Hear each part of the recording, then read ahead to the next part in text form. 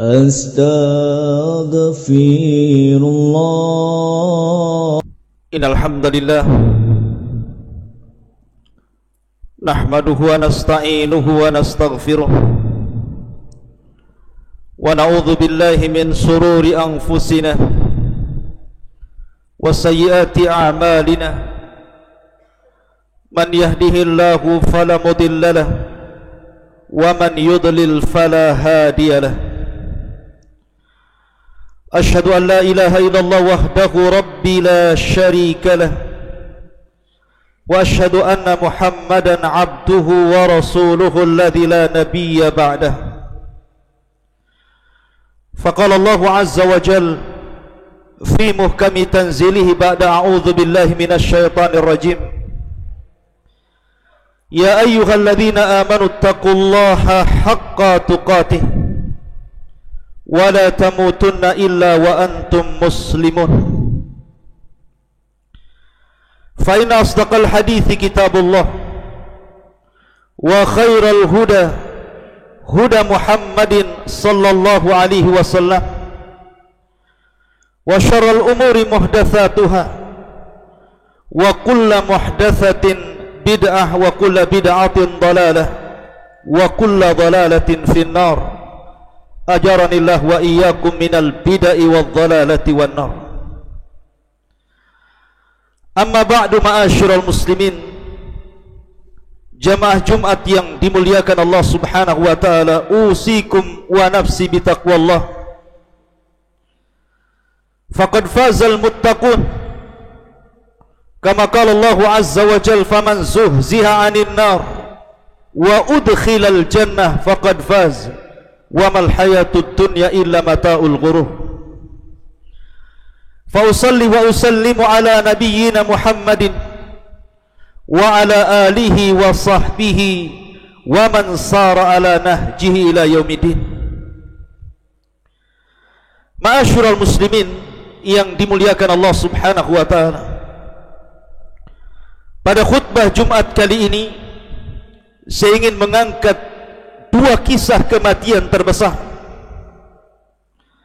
yang tidak mungkin dilekang zaman dan akan senantiasa diingat karena kematiannya menyisakan kesedihan sepanjang zaman. Ma'asyiral muslimin yang dimuliakan Allah Subhanahu wa taala, yang pertama, mautin Nabi sallallahu alaihi wasallam, wafatnya Nabi sallallahu alaihi wasallam. Ketika Allah Subhanahu wa taala berfirman dalam surah Al-Maidah ayat 3, Al-yawma akmaltu lakum dinakum wa atmamtu alaikum ni'mati wa raditu lakumul Islam madinah. Pada hari ini, tepatnya di hari Jumat dan di hari Arafah, aku sempurnakan kepada kalian agama kalian. Aku sempurnakan nikmatku untuk kalian dan aku redha Islam sebagai agama kalian. Ketika Abu Bakar Siddiq radhiyallahu anhu mendengar ayat ini, dia menangis. Sehingga dikatakan kepada Abu Bakar Siddiq radhiyallahu anhu, "Wa ma yubkika ya Abu Bakrin?" Apa yang membuat Anda menangis wahai Abu Bakar? Maka dia mengatakan, ayat itu adalah na'yun Nabi sallallahu alaihi wasallam, isyarat akan wafatnya Nabi sallallahu alaihi wasallam. Benarlah ucapan Abu Bakar Siddiq radhiyallahu anhu. Sebab setelah turunnya ayat ini, beberapa bulan kemudian Nabi sallallahu alaihi wasallam merasakan sakit yang luar biasa. Pengaruh racun yang pernah dimakannya oleh seorang wanita yang bernama Zainab bintul Harith ketika selepas perang Khaybar. Secara singkat kisah ini, 3 hari sebelum wafatnya Nabi sallallahu alaihi wasallam, ketika itu Nabi sallallahu alaihi wasallam berada di rumah Maimunah radhiyallahu anha. Dia meminta izin kepada Maimunah agar hari-hari, detik-detik sakit parahnya meminta tinggal di rumah Aisyah radhiyallahu anha. Kenapa? Karena di kamar Aisyah inilah Jibril selalu turun membawa wahyu Allah subhanahu wa ta'ala. Ketika Nabi SAW dihantar dari rumah Maimunah ke rumah Aisyah radhiyallahu anha oleh Ali dan juga Abbas ibn Abdul Muttalib, maka manusia memandang bagaimana Nabi dipapah sehingga berita sakit parahnya Rasul menyebar ke seantero kota Madinah. Maka menjadi perbincangan banyak manusia. Maka banyak para sahabat Nabi SAW yang datang dari mana-mana, berkumpul di masjid Nabi, ingin melihat Nabi SAW. Sehingga ketika Nabi SAW berada di rumah Aisyah radhiyallahu anha, Aisyah radhiyallahu anha dan juga Rasul mendengar bahwa di masjid Nabi SAW berkerumun para sahabat membicarakan soal dirinya, ada kekhawatiran dan ketakutan. Sehingga Nabi SAW mengatakan kepada Aisyah radhiyallahu anha, ada apa di luar sana? Maka Aisyah radhiyallahu anha mengatakan, innahum takhafuna alaika ya Rasulullah, sesungguhnya mereka para sahabat dirimu wahai Rasul ketakutan akan kondisimu. Maka Nabi SAW meminta dipapah masuk ke dalam Masjid Nabawi untuk berkhutbah, dan ini khutbah terakhir yang pernah dikhutbahkan Nabi SAW, karena selepas khutbah ini Rasul meninggal. Maka Nabi SAW di atas kelemahan dan keletihannya karena sakit parah yang dideritanya, dia berusaha untuk berkhutbah di hadapan para sahabat, sampai ada kata-kata Nabi SAW, innallaha qad khayyara 'abdan baina ma 'indallah wa baina dunya. Sesungguhnya Allah Subhanahu wa taala telah memilih seorang hamba antara apa yang di sisi Allah Subhanahu wa taala dengan apa yang ada di dunia dengan gemerlap seluruh kenikmatannya. Tapi hamba ini cenderung memilih akhirat dibandingkan dunia. Saat khutbah Rasul berlangsung, tiba-tiba Abu Bakar menangis, kemudian mengatakan, fadainaka bi abaina, fadainaka bi ummahatina, fadainaka bi amwalina wa auladina ya Rasulullah. Rasul, kami siap menebus bapak-bapak kami dengan dirimu, ibu-ibu kami, harta-harta kami, anak-anak kami, agar jangan engkau meninggalkan kami semua. Sahabat tidak paham yang diucapkan Abu Bakar, sehingga mereka mencela Abu Bakar dan mengatakan, ya Abu Bakrin, kaifa tuqatiu kalaman Nabi? Wahai Abu Bakar, berani-beraninya kau memotong ucapan Nabi SAW. Tapi Abu Bakar terus bicara, sampai Nabi SAW membela Abu Bakar dan mengatakan, da'uhu Abu Bakrin yatakallam, biarkan Abu Bakar bicara, karena kebaikan kalian sudah kubalas, kecuali kebaikan Abu Bakar aku tidak sanggup membalasnya, kecuali Allah Subhanahu wa taala yang akan membalasnya. Setiap pintu tertutup bagi kalian kecuali untuk Abu Bakar Siddiq radhiyallahu anhu. Maka di ujung khutbah Rasul mengatakan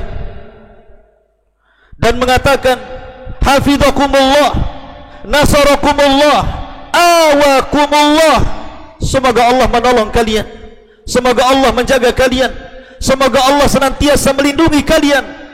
Sampaikan salamku kepada umat yang tidak pernah melihatku. Kemudian Rasul turun dari mimbar, kemudian masuk ke rumah Aisyah radhiyallahu anha. Sejak itu Nabi SAW semakin memarah sakitnya. Ketika kemudian Nabi SAW berada di kamar Aisyah radhiyallahu anha, Rasul meminta agar Fatimah didatangkan kepadanya. Datanglah Fatimah radhiyallahu anha, putri tercinta Nabi SAW. Kemudian dibisikkan, tiba-tiba Fatimah tersenyum. Kemudian dibisikkan kedua kalinya, tiba-tiba Fatimah menangis. Aisyah radhiyallahu anha heran, bagaimana mungkin dia bisa mencampurkan antara kebahagiaan dan kesedihan dalam satu waktu. Sehingga sepeninggal Rasul, Aisyah bertanya kepada Fatimah radhiyallahu anha, apa yang membuat dia tertawa dan apa yang membuat dia menangis. Maka Fatimah radhiyallahu anha menjelaskan, saat Rasul membisikkan pertama kali, kemudian aku pun menangis. Maka dia mengatakan bahwa diriku orang pertama dari keluarganya yang akan menyusul Nabi sallallahu alaihi wasallam dalam kematian. Adapun aku tersenyum karena Nabi sallallahu alaihi wasallam menjanjikan bahwa diriku akan menjadi pemimpin para wanita di surga. Singkat cerita, maka Nabi SAW meminta agar seluruh wanita-wanita, istri-istrinya, putri-putrinya keluar dari rumah Aisyah radhiyallahu anha, sehingga hanya Nabi sallallahu alaihi wasallam dan Aisyah radhiyallahu anha. Ketika itu paha Aisyah radhiyallahu anha dijadikan bantal oleh kepala Nabi sallallahu alaihi wasallam. Maka Aisyah memeluk kepala Nabi sallallahu alaihi wasallam sambil menangis. Kemudian tiba-tiba Nabi sallallahu alaihi wasallam mengisyaratkan tangannya ke langit dan mengatakan, ila rafiqil a'la, ila rafiqil a'la. Aisyah radhiyallahu anha mengatakan, sungguh aku merasakan bahwa Rasul sedang dimintai pilihan, apakah dia harus menyusul kawan-kawannya di surga yang paling tinggi dari kalangan para nabi dan rasul, para syuhada dan salihin, ataukah untuk tetap di dunia. Tapi Nabi sallallahu alaihi wasallam memilih untuk meninggal dunia dan meninggalkan dunia yang fana ini.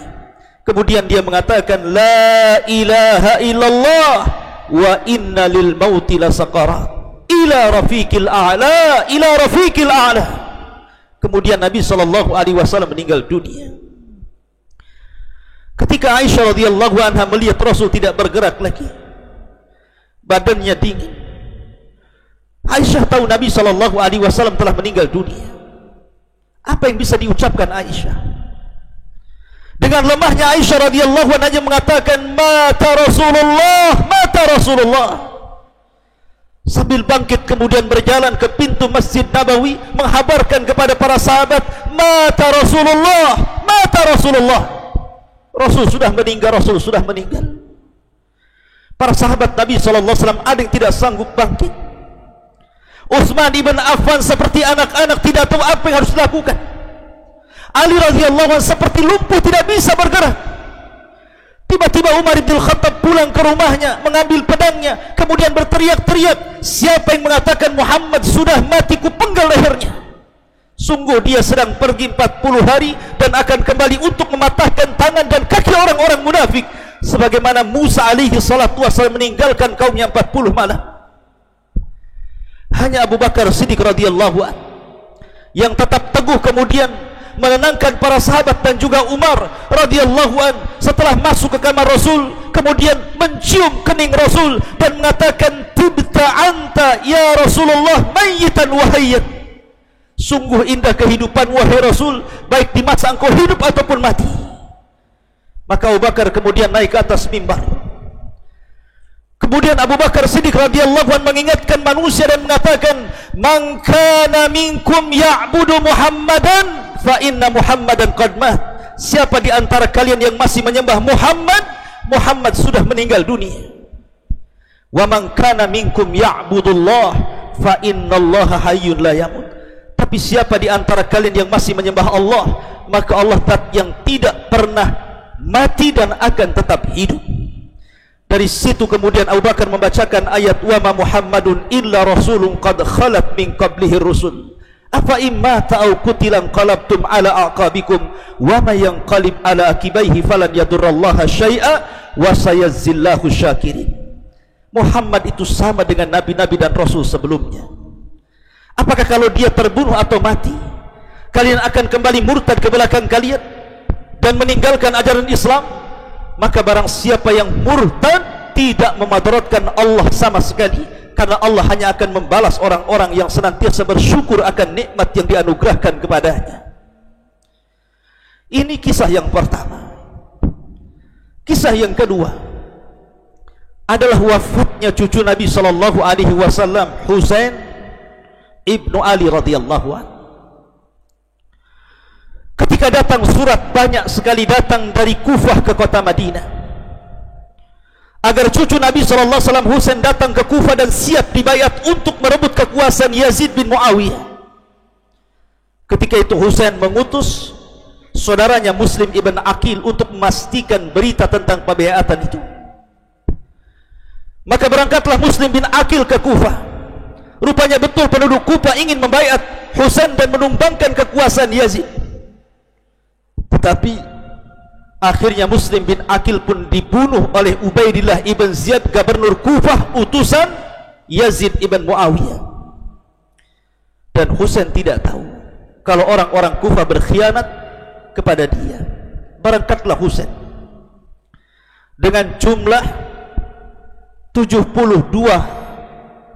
30 di antara mereka adalah pasukan perang, dan selebihnya istri-istrinya, anak-anaknya, dan semuanya keluarga Nabi sallallahu alaihi wasallam.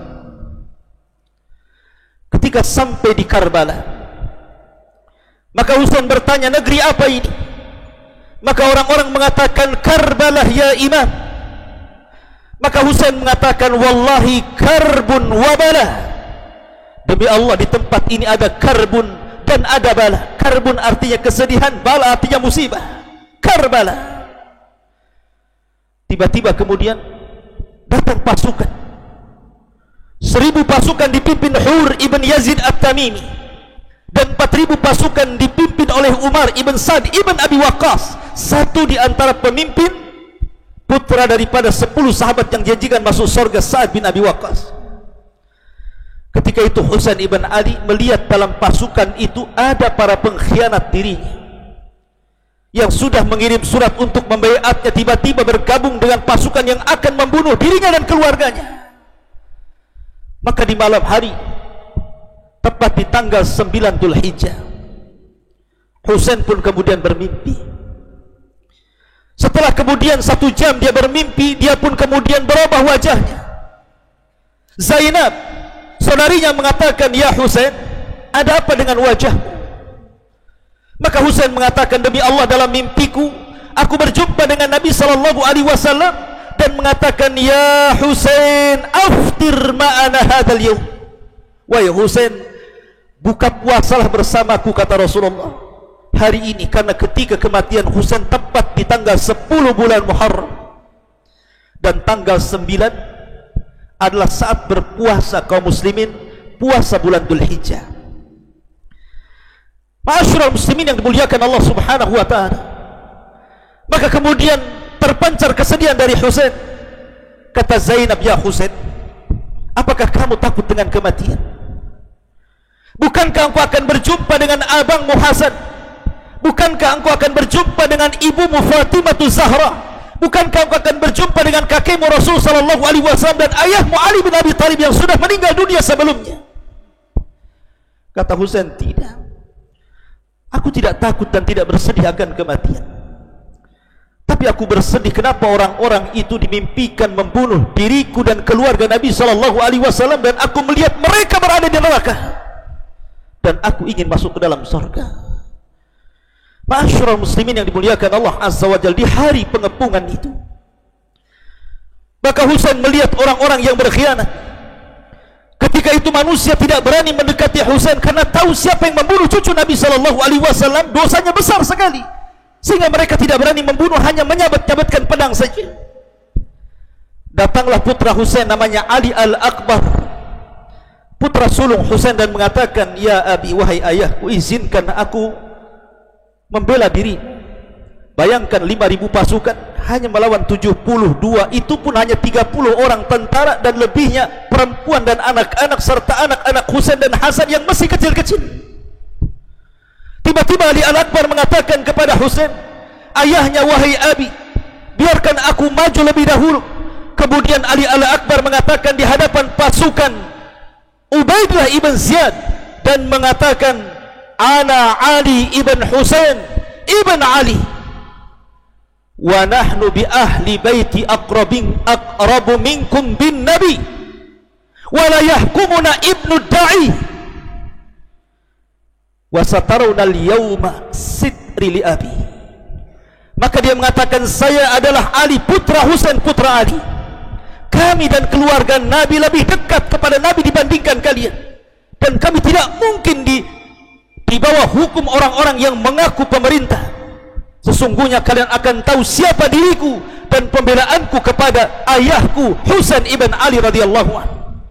Maka kemudian Ali Al-Akbar maju, akhirnya kemudian dia pun gugur mati syahid. Itulah kesedihan pertama bagi Husain melihat putra sulungnya meninggal dunia dengan darah bersimbah dan mati syahid.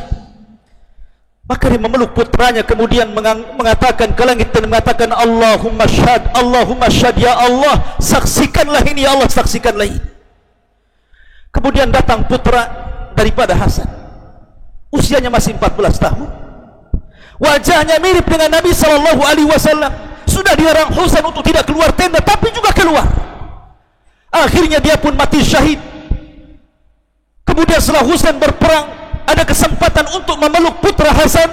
Dia pun mengatakan, wahai putraku, sudah kukatakan jangan kau keluar, tapi kau keluar, sehingga kau seperti ini. Tetapi ingatlah, pertemuan kita bukan di dunia, tapi pertemuan kita fi haudi Rasulillah sallallahu alaihi wasallam, kelak di telaga Nabi sallallahu alaihi wasallam.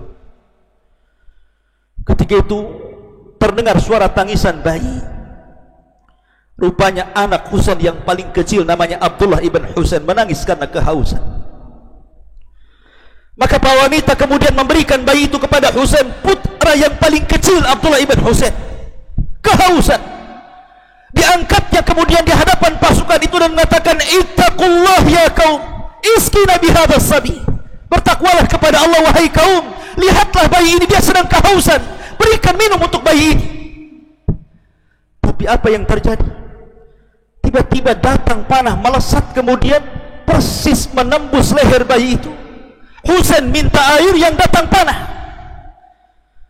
Maka bayi yang tidak berdosa itu kemudian bersimbah darah, darahnya sampai ke tangan Husain. Husain pun menangis, kemudian mengangkat bayi itu dan mengatakan, Allahumma syahad, ya Allah saksikan, ya Allah saksikan, ya Allah, bagaimana orang-orang itu bisa membunuh bayi yang tidak berdosa ini. Akhirnya kemudian satu persatu Husain melihat putra-putranya meninggal dunia, dan ansarnya meninggal dunia, pasukannya meninggal dunia, sehingga ketika tidak ada pasukan kecuali dia sendiri, Husain ibn Ali radhiyallahu an, hanya satu putranya yang tersisa masih hidup yang ada di tenda, namanya Ali As-Sajjad atau dikenal dengan Zainul Abidin. Dia sakit parah, usianya 16 tahun. Ketika itu dirawat oleh Zainab dan mengatakan kepada bibinya Zainab untuk dibawakan tongkat dan pedang, karena melihat saudara-saudara sudah terkapar mati dan tidak ada yang hidup kecuali dia dan ayahnya Husain ibn Ali. Kata Zainab mengatakan, ya Ali, malaka bisayfi wal asah, untuk apa kau memegang tongkat dan juga pedang? Bangkit saja kau tidak bisa. Kemudian Zainal Abidin mengatakan, adapun tongkat agar aku bisa berdiri dan pedang untuk menyabet musuh-musuh bapakku. Ketika dia memaksakan diri keluar dari tenda, Husain melihat putra satu-satunya dan mengatakan dan berteriak kepada Zainab, ya Zainab, selamatkan Zainul Abidin agar tidak terputus keturunanku sampai hari kiamat, karena itu satu-satu keturunan yang tersisa. Maka Zainab langsung kemudian mengambil Zainal Abidin, masukkan ke dalam tenda, melindunginya, sehingga itulah satu-satunya cucu Husain, yang cucu Rasul yang selamat dari turunan Husain. Dari situlah cikal bakal turunan Husain sampai kiamat, dari Ali As-Sajjad Zainul Abidin, karena semua putranya meninggal di Karbala. Ketika tidak ada manusia kecuali Husain yang berperang, dikepung oleh pasukan. Sekali lagi tidak ada yang berani mendekat Husain, karena tahu siapa yang membunuh Husain memiliki dosa yang sangat besar, karena dia cucu Nabi sallallahu alaihi wasallam. Tapi akhirnya mereka hanya bisa menyabet kakinya, menyabet tangannya, perutnya, tapi tidak berani menusuknya. Sehingga ketika Husain kemudian sudah tersungkur duduk, tapi masih menyabet-nyabetkan pedangnya, sudah tidak berdaya, sahabat tidak berani membunuh Husain. Datanglah orang yang paling buruk dari kaum anak buah daripada Ubaidillah ibn Ziyad, Sammar ibn Yazid, tiba-tiba mengatakan Sammar kepada pasukan, kenapa kalian tidak membunuh Husain? Uqdum ila Husain, uqdum ila Husain, majulah kepada Husain, uqtuluhu uqtuluh, bunuh dia. Sekali lagi pasukan tidak berani. Sampai datang Anas ibn Sinan, orang nomor 2 paling celaka, tiba-tiba melayangkan pedangnya, kemudian mengenai kepala Husain tersungkur. Maka Sammar pun mencabut pedangnya, kemudian memutus kepala Husain dari badannya. Husain tanpa kepala. Kemudian kuda yang ditunggangi Husain tiba-tiba lari. menuju tenda istri-istrinya. Yang pertama lihat adalah Sakinah, putri Husain. Disangkanya Husain berada di atas kuda itu, dia senang, kemudian keluar tenda. Disangkanya ayahnya pulang, tapi hanya kudanya yang pulang. Kemudian dia melihat dari kejauhan ayahnya sudah tidak berkepala. Dia pun berteriak, "Ya Husainat, wah Husainat, wah Husainat." Duhai ayahku Husain. Mendengar para wanita teriakan Sakinah, maka semua wanita menangis dan mengatakan, "Ya Ammat, ya Husainat, ya Sayyidat." Akhirnya kemudian mereka pun menjadi tawanan perang, termasuk Zainul Abidin dibawa kepada Ubaidillah ibn Yazid. Tiba-tiba Ubaidillah mengatakan, "Alhamdulillah alladzi qad nasarana alaikum." Segala puji dan puja hanya milik Allah yang telah memenangkan perang ini kepada kalian. Maka Zainab bangkit dan mengatakan, "Alhamdulillah wa qad atamma birijali nabi syuhada." Kami pun bersyukur kepada Allah yang telah menjadikan anak-anak muda laki-laki kami, suami-suami kami dan anak-anak laki-laki kami menjadi syuhada dibandingkan kalian para pecundang. Ma'asyiral muslimin yang dimuliakan Allah Subhanahu wa taala. Kisah Karbala dan kematian Rasul adalah kisah yang tidak mungkin dilupakan manusia. Mudah-mudahan menjadi ibrah dan pelajaran. Aqulu ma tasma'un, aqulu qauli hadza wastaghfiru innahu huwal ghafurur rahim.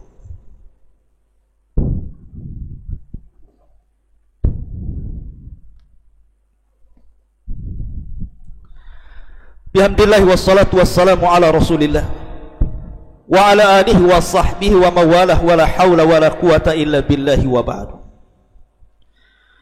Kecintaan kepada Nabi dan keluarganya adalah ibadah. Makanya setiap kita salat dalam tasyahud, kita senantiasa membaca salawat Ibrahimiyah, Allahumma salli ala Muhammad wa ala ali Muhammad. Ala ali artinya keluarga Muhammad. Artinya kita sangat sayang dengan keluarga Rasul, tetapi tanpa harus ekstrim seperti yang dilakukan orang-orang Syiah. Kita ahli sunnah wal jamaah menundukkan posisi sebagaimana yang telah didudukan Allah dan Rasulnya, tanpa harus berbuat ekstrim kepada keluarga Nabi SAW. Apalagi sampai meremehkan keluarga Nabi SAW seperti yang dilakukan orang-orang Khawarij. Maka kita tengah-tengah antara Syiah dan Khawarij. Itulah dinul wasat, agama pertengahan. Ma'asyiral muslimin yang dimuliakan Allah Azza wa Jalla. Walaupun Nabi SAW sudah 14 abad yang silam meninggal dunia dan cucunya Husain, tapi kenangan-kenangan indah mestinya kita harus bayangkan, menjadi pemicu bagi kita bahwa kematian Nabi SAW dan juga cucunya Husain menjadikan ibrah dan pelajaran ukun semakin cinta kita kepada ahli bait. Bagaimana para sahabat mencintai Nabi SAW, begitulah harusnya kita cinta dengan Rasul dan juga keturunannya. Kata Nabi SAW, "Udzakirukumullahu bi ahli baiti." Aku ingatkan kalian agar menghormati keluargaku. Bahkan Rasul mengatakan, "Man ahabba Hasan wal Husain faqad ahabbani." Siapa yang mencintai Hasan dan Husain maka dia telah mencintai aku, kata Rasul. "Wa man abghadahuma faqad aghdabani." Siapa yang membenci keduanya maka sungguh dia telah membenci diriku. Mudah-mudahan khutbah yang singkat ini bermanfaat. Innallaha wa malaikatahu yusalluna 'alan nabi. Ya ayyuhalladzina amanu sallu 'alaihi wa sallimu taslima. Allahumma ighfir lil muslimina wal muslimat wal mu'minina wal mu'minat al ahya'i minhum wal amwat innahu qaribun mujibu da'wa ya qadiyal hajah. Allahumma arina haqqa haqqa warzuqna ittiba' wa arinal batila batila warzuqna istinaba. Allahumma akshif annal bala wal waba qarana. Allahumma akshif annal bala wal waba qarana. Allahumma akshif annal bala wal waba qarana. Allahumma izzal islam wal muslimin wa adilla syirka wal kafarata wal munafikin. Allahumma ansur lil muslimina fi kulli makan. Allahumma rabbana la tuzigh qulubana ba'da idh hadaitana wa hab lana min ladunka rahmatan innaka antal wahhab. Rabbana atina fid dunya hasanah wa fil akhirati hasanah wa qina adzabannar. Wa sallallahu ala nabiyyina Muhammad wa qumu lis salatil jum'ah rahimakumullah.